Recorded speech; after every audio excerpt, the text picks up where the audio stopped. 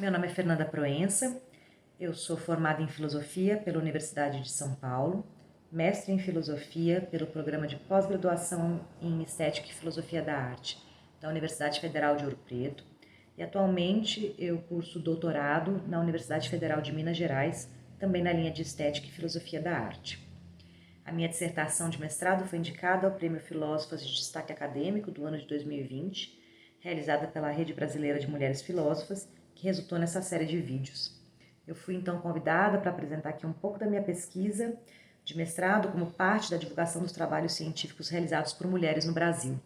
Então eu agradeço às organizadoras desse projeto tão relevante por essa oportunidade de dividir meu trabalho com a comunidade acadêmica. Então, o título da minha dissertação, defendida em 2020, é Theodor Adorno e a experiência estética no Museu Contemporâneo. As inquietações que movem a minha pesquisa nasceram da minha experiência profissional dentro de museus e galerias de arte de São Paulo, que é a minha cidade natal. Essa minha experiência em museus, ela foi a princípio no setor educativo e depois como curadora. Então, o trabalho educativo, ele permite um convívio extremamente intenso com as exposições de arte, permite habitar diariamente aqueles espaços por longos períodos de tempo, presenciando e investigando as múltiplas relações que o povo de fato estabelece com as obras. Então, como educadora, eu percebi que não fazia sentido pensar em arte como algo abstrato, como algo de uma existência em separado, mas sim que o contexto dessas obras, no qual o público entra em contato com elas, é essencial. Né? Esse encontro se dá de fato sempre em um espaço, em um lugar, em um contexto, que acaba por figurar como mediador dessa experiência. Já como curadora, né, na outra ponta do processo de realização de exposições de arte, eu me deparei com mais uma camada de mediação, além daquela do espaço, né, que é a do discurso curatorial. Então, em toda exposição, há, costurando as obras presentes, um discurso que é externo a elas, que pretende garantir alguma unidade entre aqueles seres tão específicos. E por mais intencionado que seja o trabalho do curador, em alguma medida ele se sobrepõe à alteridade radical que cada obra exige. Então, no entanto, a seleção e a ordenação, assim como o espaço expositivo, são traços incontornáveis de uma exposição. Então, não seria propriamente o caso de buscar resgatar um espaço neutro de contato, no qual as obras não influíssem umas sobre as outras, ou no qual não ecoasse um discurso curatorial, né? Porque esse lugar puro e originário ele nunca existiu. Então, buscar restituí-lo seria ingênuo e alheio à compreensão de que a arte é sempre uma conversa com o mundo que ela habita. Então, a partir dessas percepções, ficou muito claro para mim que uma análise mais pormenorizada do museu poderia elucidar as possibilidades efetivas de contato com a arte no nosso tempo, além de oferecer um diagnóstico da sociedade que originou esses espaços. Então, quando eu falo museu, eu pretendo me referir a espaços públicos ou privados, construídos ou adaptados com a função explícita de resguardar e expor aquilo que a gente chama de patrimônio artístico-cultural de uma sociedade. Então, é um termo amplo, né? É um conceito que eu estou usando de forma ampla.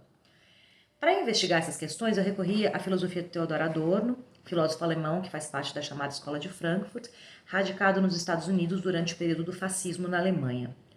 O Adorno não trata diretamente a questão do museu, exceto por um pequeno ensaio intitulado Museu Valéry Proust, que ele publicou em 1953.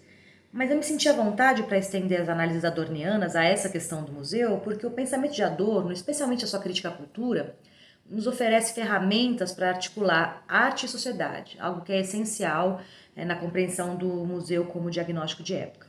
Ao mesmo tempo, a estética ocupa um lugar central na filosofia adorniana como paradigma da relação dialética entre sujeito e objeto. Além disso, Adorno oferece, como um respiro em meio ao pessimismo que marca sua observação do mundo, uma leitura possível da arte como trincheira da utopia. Se não é possível defender idoneamente a visão adorniana da arte como uma positivação da experiência humana, e de fato eu acho que não é, ainda assim fica resguardada na sua noção de arte uma fagulha disruptiva, uma esperança frente à estruturação coercitiva daquilo que ele chamou de mundo administrado. E eu me apoiei nessa fagulha para fazer então uma defesa dessa potência emancipatória da arte. Então eu parto da compreensão do museu como sintoma da modernidade. Então, o museu, nessa formatação mais próxima do que nós hoje chamamos de museu, ele nasce na Europa como parte do processo de delimitação de uma esfera da cultura. Essa delimitação, por sua vez, foi reflexo de uma expectativa de sistematização das estruturas sociais na consolidação da sociedade moderna e que, segundo a análise de Adorno e Horkheimer na Dialética do Esclarecimento, se deu segundo a lógica da razão instrumental. Então, transformada em um setor social, a cultura passa a produzir suas próprias ferramentas de atuação, gerenciadas de forma institucionalizada. Então, o museu aparece nesse contexto como manifestação da esfera administrada da cultura, como espaço determinado e determinante do contato com a arte. Então, evidenciando a relevância do aparato artístico na construção de narrativas que vão dar sustentação a novos formatos de sociedade. Então, analisando as narrativas historicamente propagadas pelos museus, eu assinalei a afinidade com uma certa ideologia de progresso que tende à redução das obras de arte a elos desse discurso do progresso. Então, ao se postular como ferramenta hegemônica, o museu alcançaria o mesmo estatuto dogmático que a razão instrumental. É nesse sentido que eu busquei apresentar o museu como integrante da mitologia moderna. Então, o problema desse diagnóstico da natureza reconciliatória do museu é que ela conflita com o caráter subversivo da obra de arte. O Adorno defende que a obra de arte autêntica se caracteriza pela sua dissonância com o mundo que ela integra. Enquanto empiria enfática, o objeto artístico ele integra a realidade ao mesmo tempo que a nega, porque o seu modo de estar no mundo não segue as mesmas diretrizes do cotidiano. Então, desse descompasso, emergeria a percepção da contingência daquilo que nós chamamos de realidade. A percepção de que aquilo que tomamos como verdade poderia simplesmente ser de outro jeito. Então, além de ser empiria enfática, a obra é, ao mesmo tempo, e no outro extremo, fato social. E no seu devir, as obras de arte sedimentam a história, os paradigmas culturais em voga no momento de sua produção e nos reiterados momentos de recepção.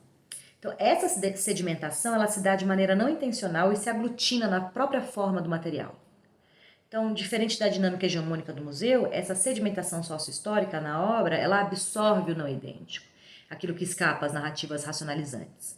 Então, por isso que o teor de verdade é manifesto na sua condição de obra aberta, enquanto objeto que repousa sobre a carência de completude, uma proposta de experiência do incompleto, algo que se apresenta enquanto utopia, em contraposição à experiência do mundo decifrado pela razão instrumental. Existe, portanto, uma tensão entre a sistematização da cultura promovida pelo museu e o teor subversivo da arte.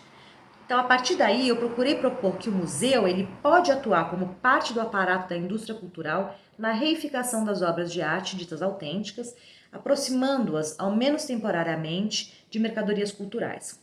Para isso, eu recorri ao texto que eu mencionei anteriormente, o Museu Valéry Proust, para entender como que a indústria cultural instrumentaliza caricaturas dessas versões do Valéry e do Proust na promoção da aproximação com a arte. Então, por um lado, nós temos o Valéry, que Adorno identifica como o especialista, o defensor da cultura.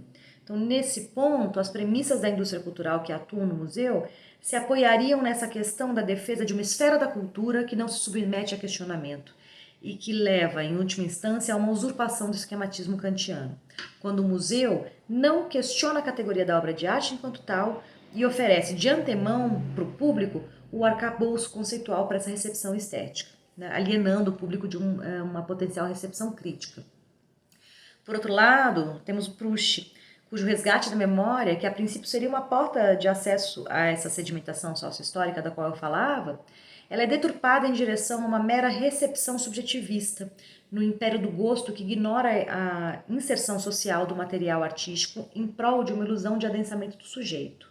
Eu digo ilusão porque a construção do sujeito para Adorno ela é necessariamente crítica e conflita, então, com esse individualismo decorrente da aproximação meramente subjetivista. Então, o objetivo dessa reflexão não é demonizar os museus, mas sim evidenciar suas múltiplas facetas para uma análise mais aguda das possibilidades expositivas e de inserção da arte na sociedade. Mesmo o traço hegemônico que eu estou tentando apontar aqui, ele é fluido e varia entre diferentes instituições e diferentes mostras. De todo modo, as obras de arte recolhidas no interior desses espaços são capazes ainda de oferecer elementos para o resgate de uma memória contra-hegemônica. Então, nesse sentido, o deslocamento das obras de arte para o museu reforça o caráter trágico da arte, representando sua morte, mas também a sua possibilidade de ressurreição. Quando esse deslocamento passa, então, a compor uma nova camada de sedimentação histórica na obra. Então, é possível defender, por exemplo, que uma obra de arte antiga exposta no museu hoje diz tanto da sociedade que a elege como cultura e a expõe nos termos museológicos correntes, quanto daquela que a produziu.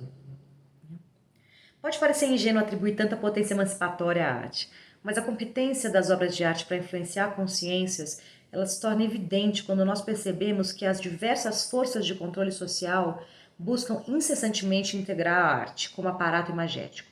Então, nada fala de forma mais contundente a favor do poder da arte para mudar o mundo. Então, investigar as maneiras de dar vazão a essa utopia me parece essencial como estratégia de resistência.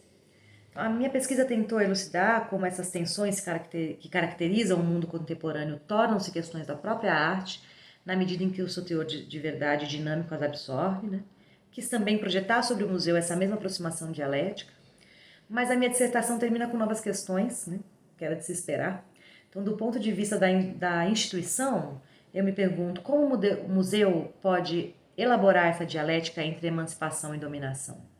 Quais estratégias museológicas propiciam uma relação mais crítica do público com a arte? E, do ponto de vista da recepção, se o que permite que a obra de arte dê vazão ao seu potencial emancipatório é uma postura crítica do observador, não estaria a arte exigindo de antemão o indivíduo que ela pretende formar? Então, são essas e outras questões derivadas que alimentam hoje a minha pesquisa de doutorado. É isso. Obrigada.